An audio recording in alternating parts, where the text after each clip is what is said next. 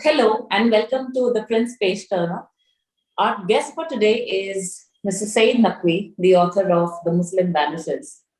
So when I read this book and I came across it as a very interesting read because it's unlike a lot of political work that we see today, it's written in the form of a play. So my first question would be, what was the inspiration? What was the idea behind writing this as a play and not as a regular documentary work on what you've written? People have been writing about this subject on the subcontinent for the last 70 years, and yet the issues are not clear.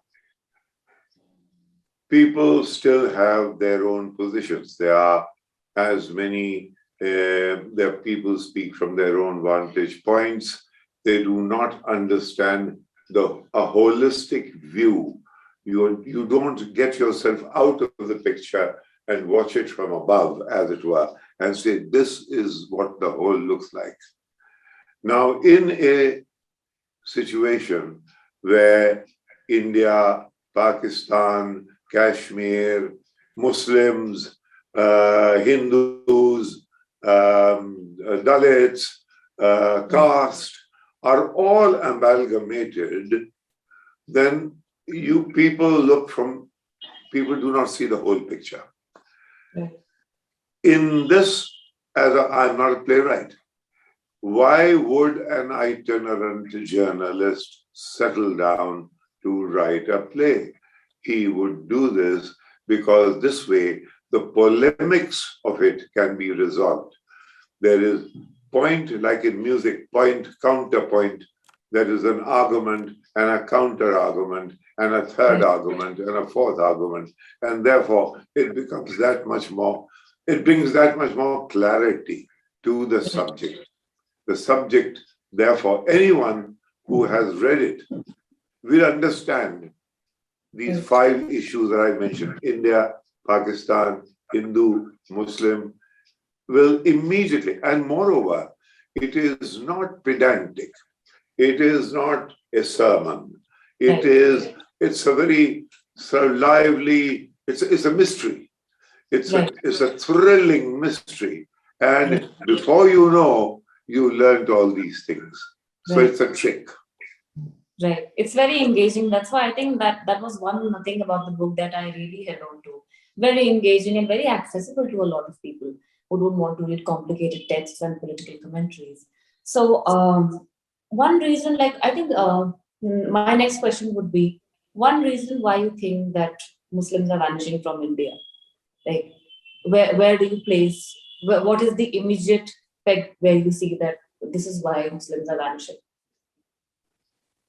200 million Muslims, as many as the population of Pakistan, possibly the second largest Muslim population in the world after Indonesia, which is the world's largest Muslim population.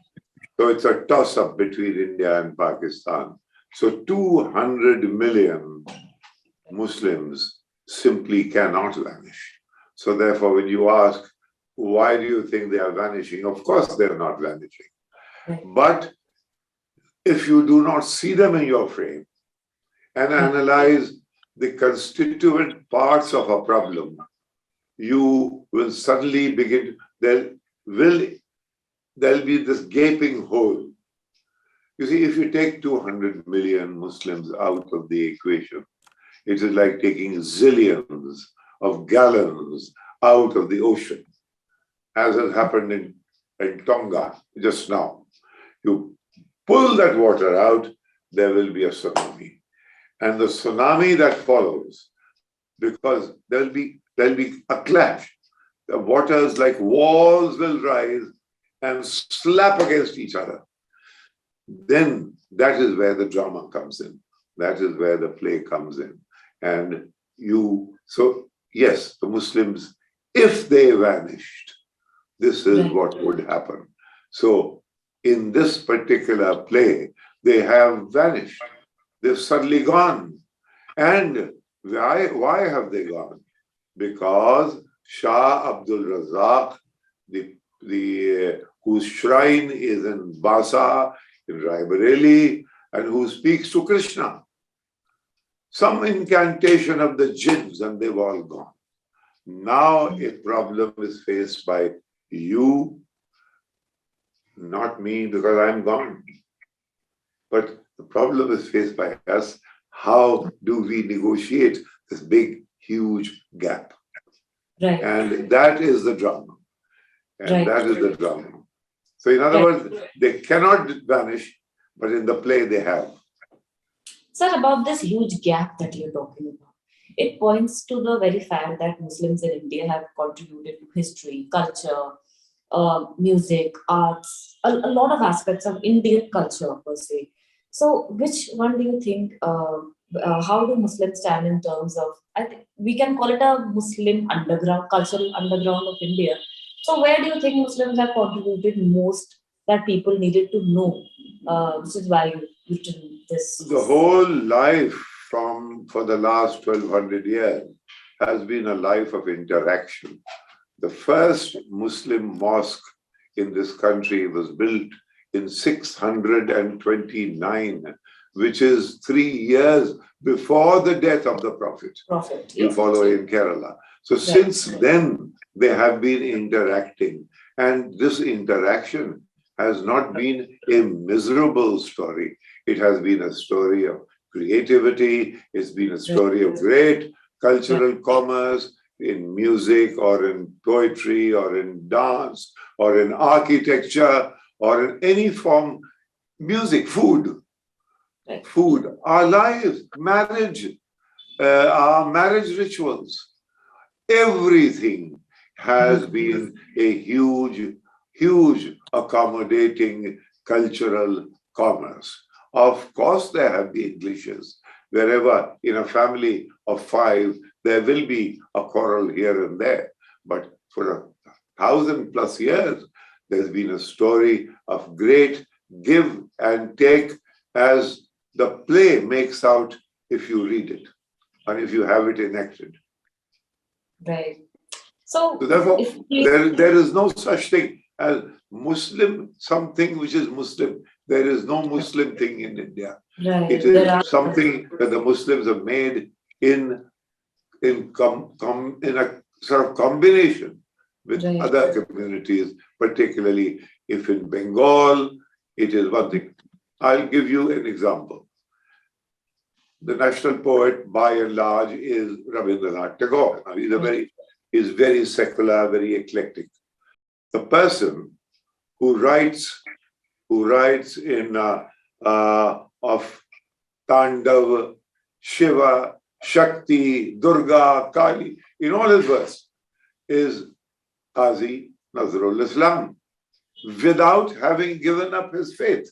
So there is this territory between culture and religion that has to, it's a very nuanced territory that has to be understood. And watching this play, you do get a clear picture of that. That's right. That's right. I think it does emphasize a lot on that aspect. Which brings me to my next question, that if there are cultural overlaps, like you say, a family of 5, so if you pick out 2 figures and then you suddenly evacuate that gap, evacuate that significant part of the culture, that leads to a lot of drama, right? So one of the things that I find interesting is how you say, how the novel shows, how the play shows that a Hindu socialist society is not possible. It's contradictory in essence. What do you have to say? There's the character in it. I've got. Of course not. It is like, there's been absurd query in this country that a liberal Muslim leader. I've said that is a contradiction in terms. I mean, either you are liberal or you are coming your community, or then we'll search for a liberal Brahmin leader and a liberal Thakur leader and a liberal Christian leader. These are contradictions in terms. That again is made clear here. You do not have a liberal. In a democracy like we are, you will have to stand behind me. Saeed Naqvi will have to stand behind Vinod Mehta, or it has to be interwoven like that. It has to be on issues, because if you look for a liberal Muslim leader, Right. I mean, there's a liberal Hindu, there's a liberal Muslim. Yes, that we can be. But for a leader, no, you can't. It has to be, you have to be a liberal, or you have to be a communist, or you have this bringing the communities into the whole thing vitiates the whole, there's a mist is thrown over the whole issue. Right. So, like, if there would be no Muslims in India, so why can't we imagine a socialist society which is exclusively Hindu? What are the obstacles to it? You can imagine it. Why not? There are societies which are. It is a great democracy. Say Ireland. Ireland is a Catholic country. It's a predominantly Catholic country, but it is a democracy. Yes, it is possible.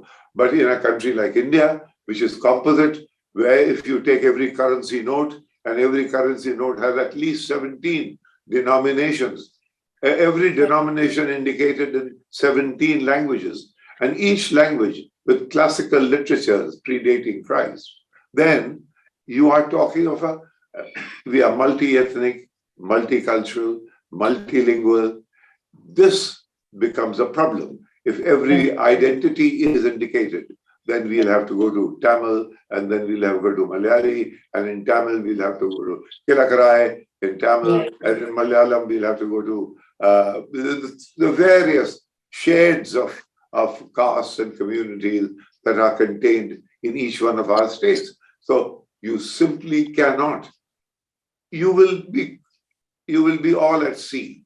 You will be like logs of wood tossing about in a disturbed sea. It will not be as we have been recently, because we've been talking about communalism. Right. So, would I be correct in saying that Muslims are seen as a threat in India to the whole Hindu project? But it's also a community that is loosely binding the different sections of Hindu community together. Because in the play, I see that when the Muslims vanish, there are sub-communities within the larger Hindu society that come up to the fore, and then there is a battle going on, internal battle, and a lot of cultural clash. So, would I be correct in saying that it's that Muslims are the ones who are binding Hindus together in a multi-ethnic, multi-religious India?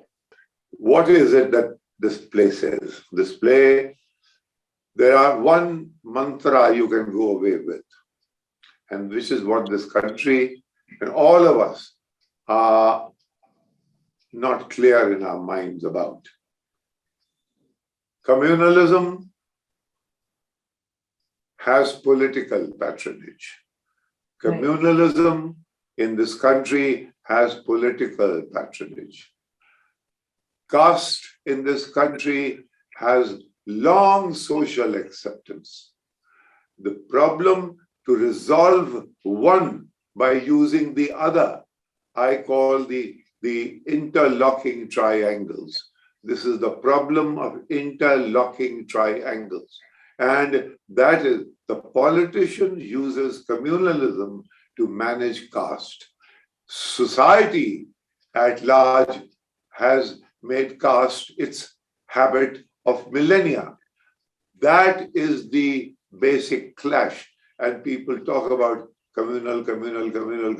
Oh, we've all begun to hate Muslims. No, you have not begun to hate Muslims. The politician has used this as an issue to manage caste. That is the essence, and it is there in this book. Right. That's where you mentioned when the Mandal Commission report came in, and there was outrage. When VP Singh tossed the Mandal Commission, and we would have progressed at what is known as the Hindu rate of growth. He put this whole boulder in the pond, and then the answer was Kamandal, and you had the Rath Yatra, and it has never stopped. It has never stopped, even though until the 80s it seemed it was manageable.